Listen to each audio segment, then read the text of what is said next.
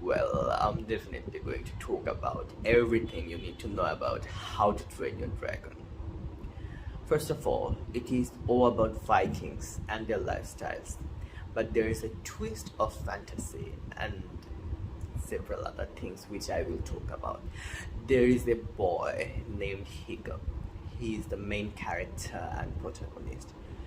He is weak, but his father is the Stoic of the Vast.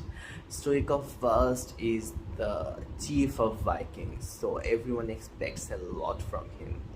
And he burdens himself with a lot of responsibility. So, for that reason, he, in the first day, goes to hunt the highest powered dragon called Night Fury. Dragons frequently attack on their land, and the land's name is Bark. So, in the Bark, the dragon's attacks are very normal and frequent. Most powerful Vikings fight them. Few Vikings fight weak dragons like Grunkles, and stronger Vikings fight stronger dragons. Chief or very powerful warrior can only fight monstrous nightmare. And about the Night Fury dragon, I must have to tell you, no one ever hunt one. This is that much powerful. On the first day, he got through something on the Night Fury, and guess what? He just got it under his net. And after that, he found in later time during exploring that that dragon Night Fury has fallen into some sort of swampland, and he couldn't get away because his wing is really injured. And in this situation, Hiccup went there. Hiccup tries to kill it at first, but later he could not. He saw the dragon's eye, and its eye was scared, and he was also scared. So he found the similarity between himself and that Night Fury dragon. That's why he just cut the rope and made it. Guess what?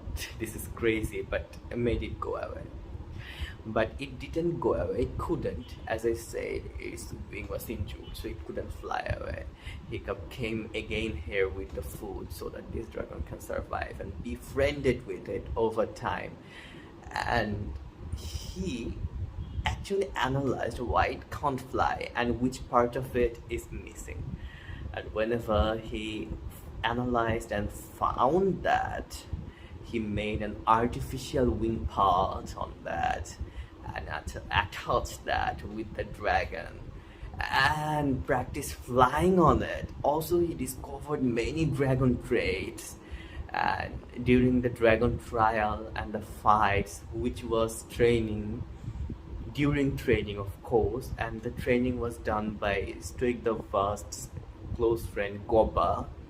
And that friend, well, first thought Hiccup wouldn't make a lot of impact on the training ground, but Hiccup learned a lot of things there. And that's how he used all of those, whatever he has learned. And in training, he was the number one person. He shined brighter than any other person, and everyone was like, "Oh my God, how Hiccup is doing this!" He becomes a celebrity there. And Stoic the Vast went on a adventure to kill all the dragons and find the dragon nest, but he failed. Situation started to heat up there. Hiccup couldn't tell his father that he has a pet dragon or dragon friend, and because his father hates dragons so much, if he knows that, he will kill it. Also, Hiccup is doing extremely well in the training, so Gober reported that to Stoic the Vast. So all of them gathered to see Hiccup to kill a dragon, but instead of killing, he tried to befriend with a dragon there. And that time, Stoic the Vast got angry. Dragon started to attack. Guess who? Hiccup. Well, things got crazy, really crazy. There was a hush hush over there that he betrayed all the Vikings, and he was in fact left there, and his father, Stoic the First, captured that Night Fury and went with it in an adventure to find the dragon nest, while Hiccup and other kids remain in that island. A little bit time has passed. During their adventure, they find the dragon nest, but they saw the queen dragon, and that dragon was the biggest giant beast, so big that when they threw catapults or other stuff, it was like little pebbles throwing to the human, and that didn't even impact on that queen. Hiccup made a plan with other persons, especially Astrid. She was his friend until that time. She kissed her. She will kiss him later. But until that time, she was his friend, and there were a few other kids who were friends. They all went in dragon, flown away to the nest to fight and helped all the Vikings who were in big, big trouble. They fought, they went there, and all those Vikings saw that those kids are coming here flying on the dragon to fight against that queen dragon, where all of them failed. Hiccup also came with in Astrid's dragon for the first time, but later, whenever he has got off from it, he just released. He was trying to release his Night Fury. Stoic the First realized he had made such a wrong step. He even helped his son this time. He just made that Night Fury free. Hiccup went up on Night Fury and started flying and throwing the plasma on that queen dragon.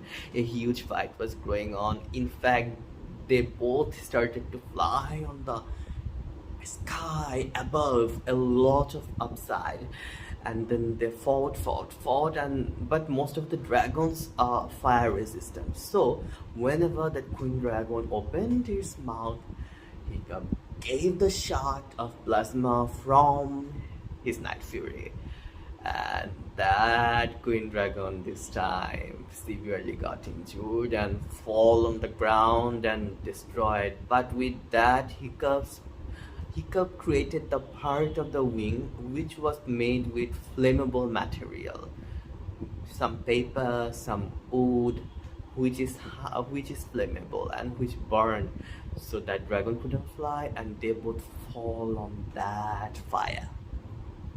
Everyone thought they died, but finally they found out no, they did not die. They are still, at least the Night Fury is alive. And then he just put his wing up, and they saw Hiccup is alive too. He didn't die. Everyone cheered. Hiccup become the hero of that tribe, and even his father, Chief Stoic of the First, was very proud of his son. Hiccup was in bed rest for several days, and whenever he has come from the bed rest, in outside he saw something magical. Oh, the dragons and Viking are living together this time, and it has become possible because of him.